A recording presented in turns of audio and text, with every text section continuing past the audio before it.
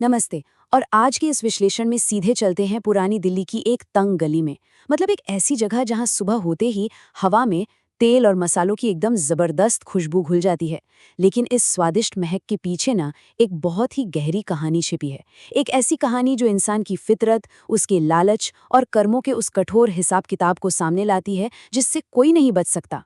यह है राम खिलावन की कहानी, जो सच कहूं तो सिर्फ एक कहानी नहीं है बल्कि इंसानी स्वभाव का एक बहुत ही दिलचस्प अध्ययन है। तो कहानी में आगे बढ़ने से पहले एक बड़ा सवाल उठता है। क्या हद से ज्यादा मुनाफा कमाने की चाहत इंसान को अंदर से बिल्कुल खोखला कर देती है? इस पूरे विश्लेषण के दौरान हम महत्वाकांक्षा और इंसानियत के बीच के उस बेहद नाजुक से बैलेंस को समझने की कोशिश करेंगे। हम देखेंगे कि कैसे सिर्फ और सिर्फ मुनाफे पे फोकस करना एक सफल इंसान को भी भीतर से पूरी तरह कंगाल बना सकता है। मशहूर दुकान और छोटा दिल। चलिए सीधे कहानी के मेन कैरेक्टर पर आते हैं। पुरानी दिल्ली की उसी गली में राम खिलावन छोले पूरी का बेताज बादशाह था। मतलब उसकी दुकान पर सुबह 7 बजे से ही ग्राहकों की लंबी लाइन लग जाती थी। उसका बनाया हुआ स्वाद था ही ऐसा कि लोग दूर दूर से खिंचे चले आते थे। लेकिन जैसा कि हम आगे देखेंगे, उसकी इस शानदार कुकिंग के पीछे उसकी भयंकर कंजूसी का ग्रहण लगा हुआ था। यहाँ एक बहुत ही अजीब सा विरोधाभास है। एक तरफ तो वो बेहतरीन स्वाद था जिसके लिए ग्राहक कुछ भी कीमत देने को तैयार थे, और दूसरी तरफ राम खिलावन का वो बेहद छोटा दिल। सच बताऊं तो वो अपने ग्राहकों को इंसान नहीं, बस एक लेन देन का हिस्सा मानता था। उसके लिए हर एक ग्राहक महज एक नंबर था जिसे एकदम तोलमोल कर ही कुछ दिया जाता था। जरा राम खिलावन के बारे में कल्पना कीजिए। करीब 40 साल का एक आदमी, पेट थोड़ा बाहर निकला हुआ, माथे पर हमेशा पसीना और आंखों में सिर्फ और सिर्फ पैसों का हिसाब। वो इतना कंजूस था कि हर एक पूरी, हर चम्मच छोले, यहाँ तक के प्याज के हर एक टुकड़े को भी नाप तोल कर देता था। एक बार की बात है, हिमांशु नाम के एक भूखे लड़के ने उससे आधी प्लेट मांगी क्योंकि उसके पास पैसे कम थे।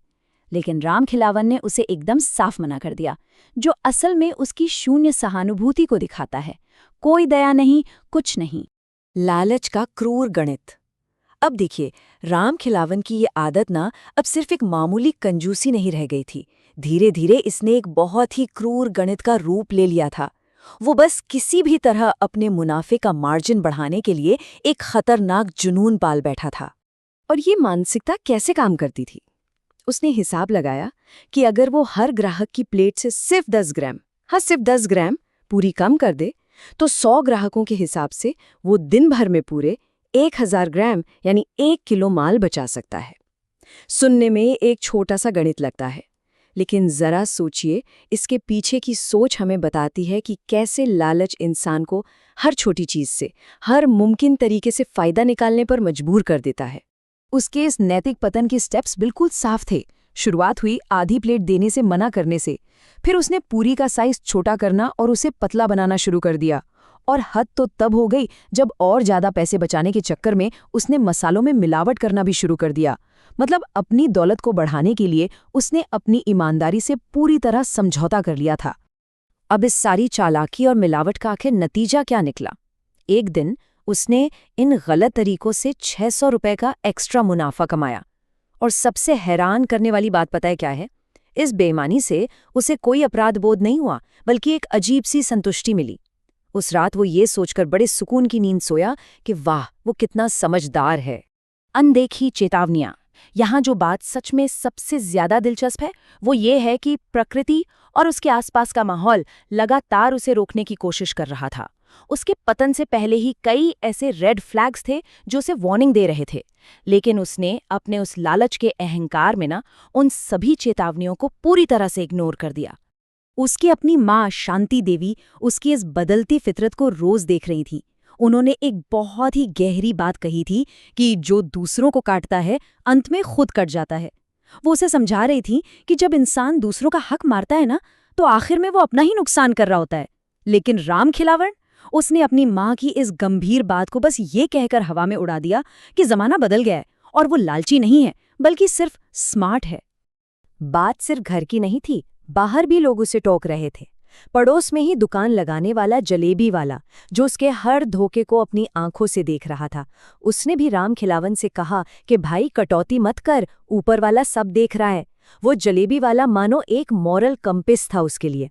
लेकिन रामखिलावन ने उस पर भी बस हंसते हुए जवाब दिया कि भगवान को स्मार्ट समझ नहीं आता और व्यापार कोई धर्मशाला थोड़ी है।